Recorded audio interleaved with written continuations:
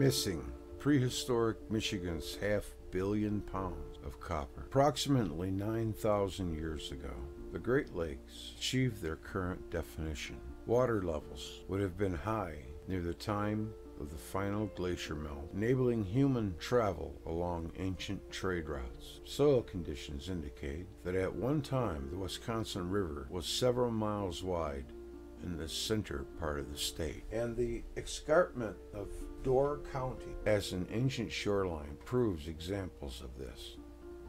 Across Green Bay, 7,000 years ago, near present Oconto, Wisconsin, people lived and comprised a period of prehistory archaeologists call the Old Copper Culture. Artifacts from this ancient civilization contribute to understand the truly wide-ranging influences of early man.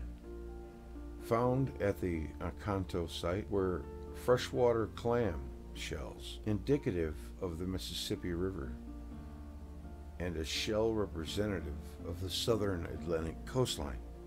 Yet, it is copper for which this culture is known. Its people may have been the earliest metalsmiths in the world, working for the first time with the first malleable mineral known to mankind. They fashioned arrowheads and bracelets and other tools and ornaments, but copper, like shells, was not native to either Green Bay or Lake Michigan. The only area along the major waterways of North America where copper is found is the Lake Superior region, some of the oldest land on Earth. It yielded vast quantities of copper, both in ancient as well as in modern times. Records made over 12 years at the turn of the century reveal that 2.5 million tons of copper passed through the Sioux Locks, a value of, in 1898 dollars, of $550 million. Yet beneath each and every modern copper mine was an ancient pit mine. The old copper culture and its trade partners established a precedent worthy of continuing inquiry. Research of the historical accounts from modern times, many originating late in the 1800s, yields a summary and cross-reference. Although today's archaeology community is in disagreement and debate regarding some of the early reports, it cannot deny the magnitude of discoveries made by our pioneering forefathers. Michigan's most ancient industry, the prehistoric mines, and the miners of Isle Royale. Some brief history on the state of Michigan. Some of these names might sound familiar to you. A book privately published and now out of print, Prehistoric Copper Mining in the Lake Superior region, by Professors DeTemple and Dreyer, provide a collection of various reference articles. A synopsis of recent history was given in the Mining Gazette of Houghton, Michigan, on September 7, 1929, by Professor James Fisher of the Michigan College of Mining and Technology. 1536, Jacques Cartier sailed through the St. Lawrence to Montreal. He reported the natives told him of vast seas of fresh water to the west and great hills of copper, but he did not push forward. 1636, 100 years later, Lagarde published a hearsay account in Paris from statements made by the Indians. 1659 to 1660, Jesuit relations reported the Ojibwa had only a few crude utensils, but most copper was in the form of nuggets, which the Indians worshipped and held in veneration. In other words, they're not armed, so it's okay to go in there and take it. Wink, wink. 1666 to 1667, Father Claude Elouez, I hope I didn't butcher that, but was the first white man to see Michigan copper. His reports in Jesuit Relations 1632 to 1673 attracted earliest attention. Why couldn't it be just the first man or European man? Why does it have to be white man? You see, that's race baiting right there, subconsciously, into the whole whites are evil thing, when it's just bad people, period. To the Great Lakes area. In a religious colleague, Monsignor de Tracy, he renamed the lake Lac Tracy of Superior, Also in collaboration with Father Marquette, he later published the first map of Lake Superior and the northern portions of Lake Huron and Lake Michigan waterways. Well, he did some riding if he did Michigan and Huron, because they're on the opposite sides of the state. In 1763, Alexander Henry, an adventurous Englishman, wrote firsthand about copper in the Ontonagon, Michigan region. He described a 100-pound chunk he had cut off with his axe from a single mass of copper. This same year, after the French and Indian War, the Treaty of Paris gave the British control of these lands. In 1770, one of the first mining companies, organized for what was thought to be a new discovery of copper, was established in London, with the King of England as an officer. In 1783, at the close of the Revolutionary War, another Treaty of Paris established the boundary between Great Britain, Canada, and the United States.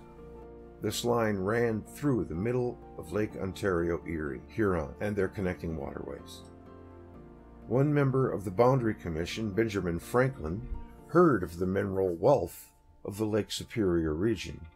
Deflecting his pencil to the north of the middle line drawn through Lake Superior, upon the crude map he determined the division of land included the large island of Royal as a possession of the United States. We could have been Canadians by the stroke of a pencil.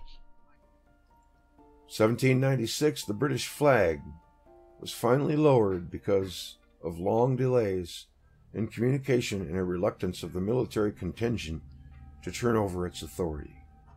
How did the Jesuits get there before anybody else? And just who are these Jesuits? We're going to look them up. I want to find out. I hear that name all throughout history, the Jesuit.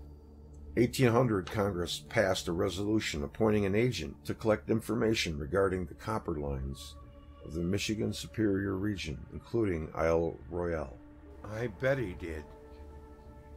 Oh, gee, I can't see the point in that. 1843, the Ontonagon boulder was shipped to the Smithsonian Institute, where it still resides. The pure copper boulder weighed 3,708 pounds when shipped, but reports speculated it had been reduced in size during prehistory by moles removing large chunks. The report on the geology and topography of a portion of Lake Superior Land District in the state of Michigan explains in detail how one large copper mass was discovered by Samuel O. Knapp, the agent of the Minnesota Mining Company. Apparently a pit 26 feet deep, filled with clay and matted mass of moldering vegetable matter. Copper mass was 10 feet long, 3 feet wide, and nearly 2 feet thick, and weighing over 6 tons. On digging around it, the mass was found to rest on billets of oak, supported by sleepers of the same material, dark-colored, lost all its consistency. A knife blade may be thrust into it as easily as into a peat bog. The ancient miners had evidently raised it above 5 feet and then abandoned the work as too laborious. Other 5,000 and 6,000 pound masses were found on similar crib work. The largest mass of copper in the world to date was discovered in 1856, 46 feet long. Its greatest thickness was over 8 feet. The approximate weight was 500 tons, or 1 million pounds. And they found these huge, large chunks of copper in Michigan. A 5,000-pound chunk. Jeez.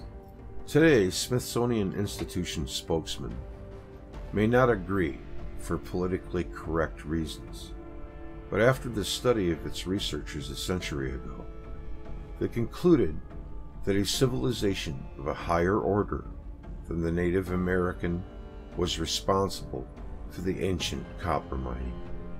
They pointed vaguely to half-formed notions of the mound builders, but there were no artifacts, no bones, no dead left in the Lake Superior region. And while the formal burial mounds of the old copper culture near Canto, to the cubic acres, even cubic miles of rock that were removed from the ancient mine sites. Only infinitesimal amounts of the mineral were found near Oconto. As more and more discoveries were being registered in the mid-1800s, a general consensus of opinion began to emerge that another race, distinct from the Indians, who knew little of the mines, must have been responsible for the prehistoric enterprise. Quite literally, many tons of copper are missing. As the old copper culture flourished, trade routes along the waterways of Green Bay and Lake Michigan and the world were being established. When Christopher Columbus arrived in America, the aboriginal inhabitants of what is now the United States made only slight use of copper. They were entirely unfamiliar with bronze or brass alloys of copper. However, southward down the Mississippi Valley across the Gulf into Mexico, Central and South America, extensive use of copper was made by the Aztecs, Incas, and Toltecs. Along the old copper culture, other societies used copper for purposes other than fishing hooks and arrowheads.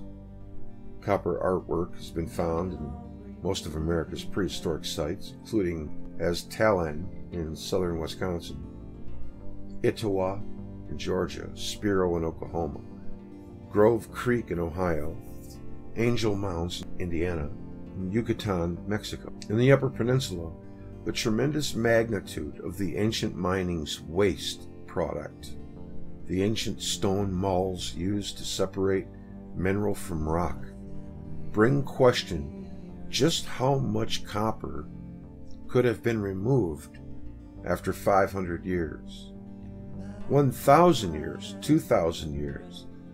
At one ancient mining site of just a few square miles, it is estimated that these stone mauls would have filled 10 wagons and weighed 1,000 tons. Around the stone mauls are artificial grooves where these tools would have been tied to a handle. These grooves were nearly obliterated on the upper side, while the lower side presented a comparatively fresh appearance because of less exposure to rains and the general atmosphere over a very long period of time. Examination in the late 19th century revealed that the ancient pits were crowded with debris, leaves, trees, a hemlock cut down, per report from 1850. A hemlock cut down had 395 rings, as counted by Mr. Knapp. Upon excavation, ancient stone mauls were discovered entwined in the roots. Extraction of copper from the ore in which it was embedded was accomplished by spalling, that is, heating the rock intensely, then dousing it with cold water. The rock would crack, thereby freeing the pure copper. In addition, the stone mauls were found at the bottom of many pits was charcoal, evidence of past fires from the spalling technique.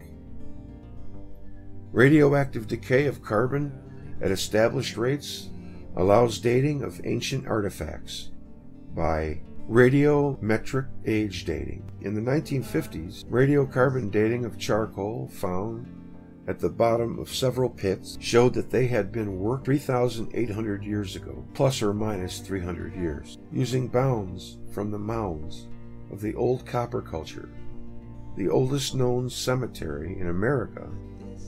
This date was exceeded by 3,700 years, back to 5,500 BC, with a similar margin of several hundred years. Mankind has always been industrious. The ancient copper mines may be the first evidence that humans could establish industrial organizations.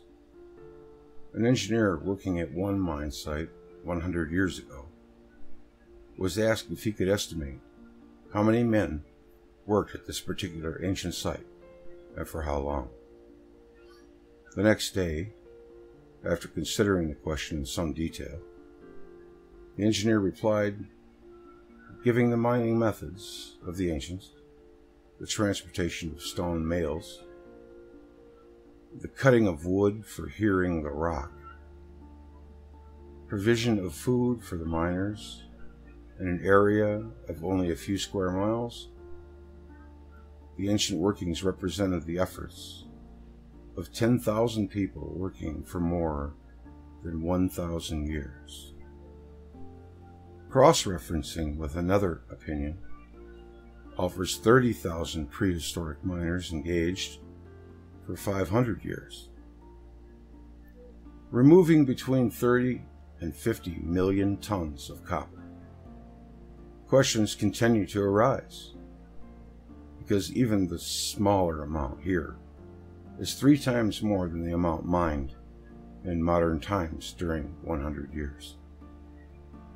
Additional professional reports from the early mining enterprise from the early 1900s described it as a colossal magnitude, of extraordinary as in almost exceeding belief. Along the waterways of the old copper culture stands out for all it represents. Some very old Indian legends do mention that a white race was driven out of their homes and their territories far back in their history. It is here science stops and conjecture continues. This shadowy, prehistoric Copper Age civilization as proof that great copper mining engineers flourished in ancient America.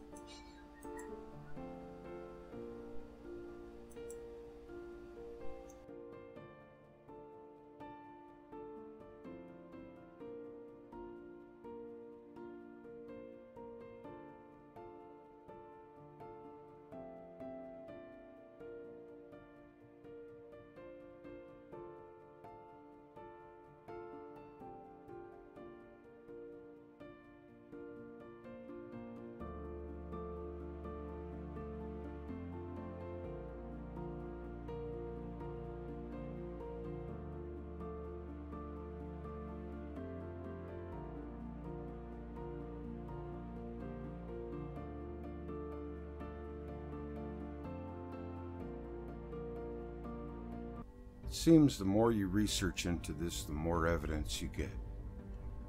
There's also more evidence and information being bestowed upon the public as like never before. One thing seems obvious to me. The Spaniards, when they came into South America, killed and burned their way up all the way to Michigan. And these Jesuits, the ones reporting on all the goodies that are there. The French and the British just seem to have followed suit and did it the way the Spanish did it. If they could have somehow managed to do it peacefully without superstition getting in the way and religion, the world would be in a much better place, and we would most likely know our true history. Or if we found a way to time travel, we could always go back in time with a couple of Apache helicopters. And you're clear whenever you're ready. Get line of sight. There you go. You're in zoom already. And whenever you're ready, you're clear. Sorry. Roger. This is away.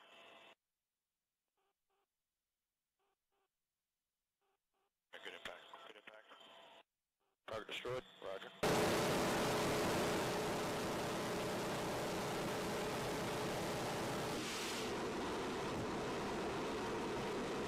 To help the Indians, seeing as how they're named after them anyway. Seems like they just came right up in there and under the guise of the Christian cross used it for their own demented means. Explorer seemed like a scout to just go ahead and size the area up and see what it would take to conquer it. Then comes back with his report, and then the army goes in there with their priests so that they can sanction it all by the church while they burn and kill and try to destroy all evidence. something really crazy was going down back then. You know, it's not even things that we could comprehend for a regular person, but power and control has been the main motive, the main thrust of it all for pretty much everything that I've looked into so far. It's a trend. This is just another page in a very thick book. An ancient civilization flourished on the earth, and it was international. That seems to be almost a given when you look at all the evidence.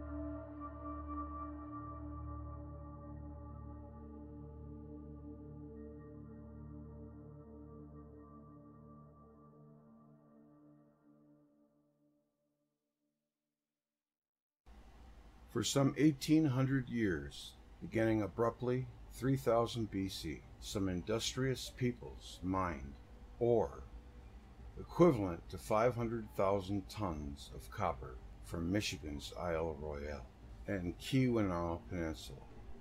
Who were these mysterious miners, and what happened to all that copper? It certainly hasn't been found in the relics of North American Indians. And where was the ore smelted? About all the unidentified miners left behind are some of the crude tools they used to pound out chunks of ore from their pit mines. 5,000 pit mines on Isle Royale alone. Outside of some cairns and slab rock ruins, there is little to help pin down these miners. Mainstream archaeologists attribute all these immense labors to a North American copper culture, certainly not to the copper-hungry visitors from foreign shores. Admittedly, many copper artifacts have been dug up from North American mounds, but only a tiny fraction of the metal the Michigan mines must have yielded. Curiously, North American Indian mounds have contained copper sheets made in the shape of an animal hide called reels. Their function, if any, is unknown. The reels do, however, resemble oddly shaped copper ingots common in the European Bronze Age commerce. Their peculiar shape earned these ingots the name oxides. They have been found in Bronze Age shipwrecks and are even said to be portrayed in wall paintings in Egyptian tombs. The standardized hide-like shape, with its 4 convenient handles, was useful in carrying and stacking the heavy ingots. Could the reels from the North American mounds have been copied from the oxides? It is tempting to speculate that the copper culture miners were actually Europeans, or perhaps Native Americans employed or enslaved by Europeans. an omen of future, more devastating invasions. Anyway, there was a point in time where man just became neurotic and obsessed with power. That's where we find ourselves today.